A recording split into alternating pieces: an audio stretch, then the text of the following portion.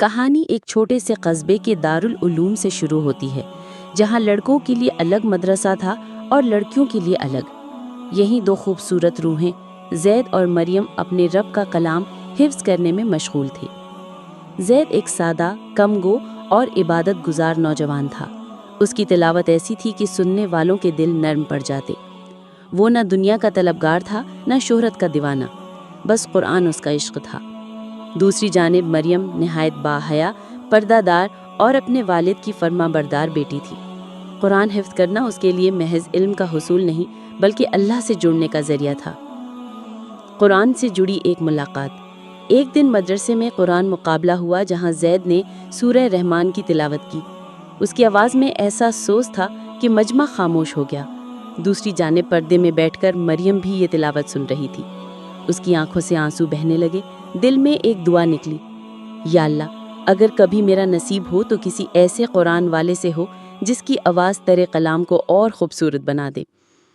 اسی طرح زید بھی اکثر سوچا کرتا، اے اللہ، میرے لیے ایسی بیوی لکھ دے جو میرے ساتھ قرآن کو زندہ رکھے، میرے بچوں کی ماں ہو اور جنت کی راہ میں میری ساتھی ہو۔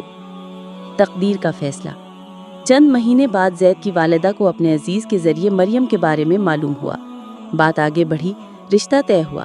دونوں خاندانوں نے شریعت کے مطابق سب کچھ سادہ انداز میں طے کیا۔ مہر میں سونا یا پیسہ نہیں، بلکہ زید نے مریم کو نکاح کے مہر میں سورہ آل عمران حفظ کروانے کا وعدہ کیا۔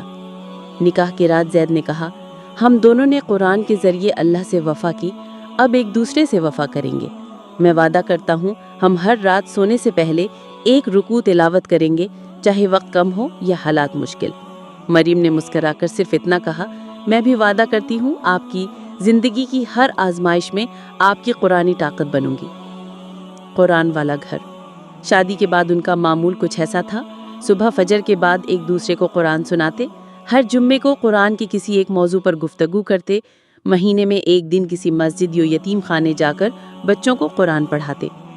وقت گزرتا گیا، ان کے ہاں پہلا بچہ ہوا۔ انہوں نے اس کا نام نور الہدا رکھا اور 4 سال کی عمر سے قرآن کی تعلیم شروع کروائی۔ آخری منظر۔ ایک دن زید نے رات سوتے وقت کہا، اگر کبھی میں نہ رہوں تو وعدہ کرنا ہمارے بچے قرآن نہ چھوڑے۔ مریم کی آنکھیں بھر آئیں، مگر وہ بولی، جس دن ہم نے نکاح کیا تھا اس دن میں نے خود کو قرآن کے نام کیا تھا، آپ صرف اس کے وسیلہ تھے۔ ہم دونوں اگر سچے حافظ ہیں تو ہمارا رشتہ دنیا سے نہیں جنت سے جڑا ہے۔ اختتام پر سبق۔ یہ کہانی ہمیں سکھاتی ہے کہ اصل رشتہ وہی ہے جو قرآن اور دین کے سائے میں ہو۔ محبت صرف لفظوں سے نہیں، اللہ کی اطاعت سے پروان چڑھتی ہے۔ نکاح اگر قرآن سے جڑ کر ہو تو وہ دنیا و آخرت دونوں سنوار دیتا ہے۔